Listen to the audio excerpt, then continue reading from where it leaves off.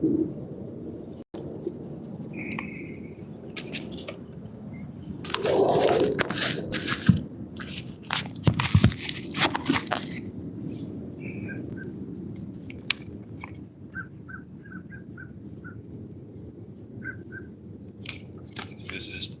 chapter is overcoming your body.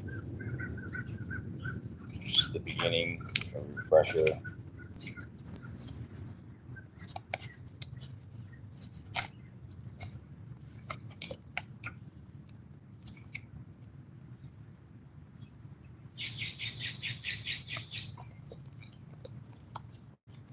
Perpetuating old states of being sets us up for undesirable genetic destiny. Just as certain areas of the brain are hardwired, whereas other areas are more plastic, able to be changed by learning and experience, I believe genes are the same way. There are certain parts of our genetics that are easily turned on, while other genetic sequences are somewhat more hardwired, which means they are harder to activate. Because they have been around longer in our genetic history, at least that's what science says, right? At least that's what science says right now. How do we keep certain genes turned on and others turned off? If we stay in the same toxic state of anger, the same melancholy state of depression, the same vigilant state of anxiety, or the same low state of unworthiness, those redundant chemical signals we have talked about keep pushing the same genetic buttons, which ultimately cause the activation of certain diseases. Stressful emotions, as you learn, actually pull the genetic trigger, dysregulating the cells. Dysregulation refers to impairment of the psychological regulatory mechanism in immune disease. When we think and feel the same ways for most of our lives and memorize familiar states of being, our internal chemical state keeps activating the same genes, meaning that we keep making the same proteins. But the body cannot adapt to these repeated demands, and it begins to break down. If we do that for 10 or 20 years, the genes begin to wear out, and they start making cheaper proteins. What do I mean? Think about what happens when we age. Our skin sags because its collagen and elastin come to be made of cheaper proteins. What happens to our muscles? They atrophy. Well, no surprise there. Actin, myosin, too, are proteins. Here's an analogy.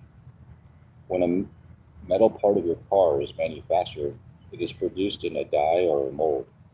Each time that die or mold is used, it is subjected to certain forces, including heat, friction, which begin to wear it down.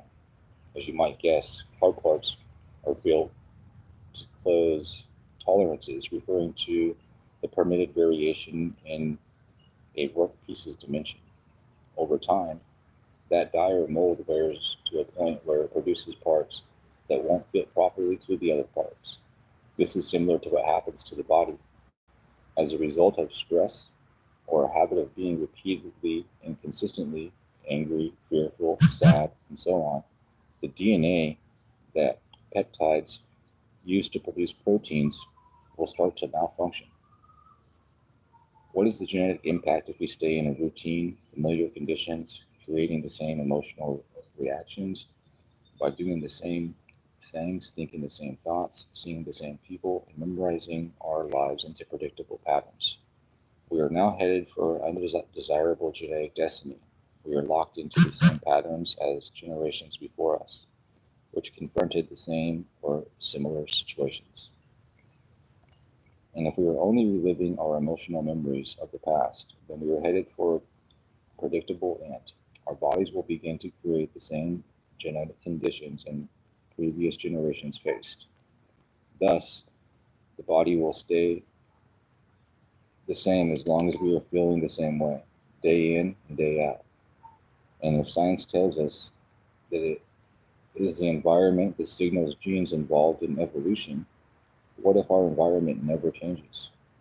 What if we memorize the same conditions in our outer world and we're living by the same thoughts, behaviors, and feelings? What if everything in our lives stay the same?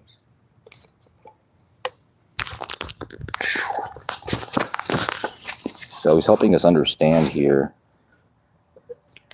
how our genes memorize these feelings of fear, angry, sadness. And when I continue to feel these feelings of, let's just say, fear, and I'm feeling it and I'm thinking about it, I'm going to produce experiences in my life that will continue to create that, because now I'm becoming addicted to these feelings and the chemicals that are produced in my body from it. And so the whole point of this book is to help us understand what's going on inside so we can start to make the changes needed to make lasting change.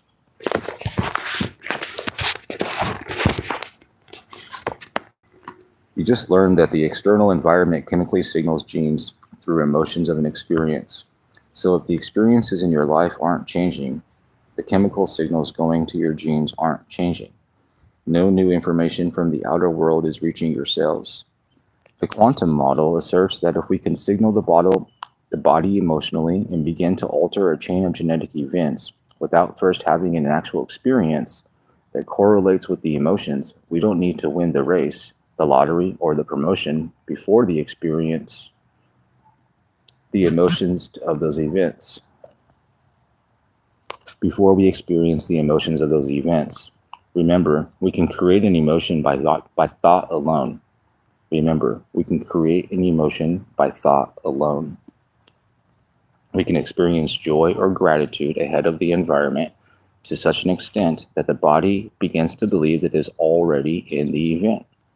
As a result, we can signal our genes to make new proteins to change our bodies to be ahead of the present environment. And that's what meditation is. When I visualize future events and I begin to feel the gratitude that I'll feel from those events, I'm essentially preparing my body and my brain for the future event.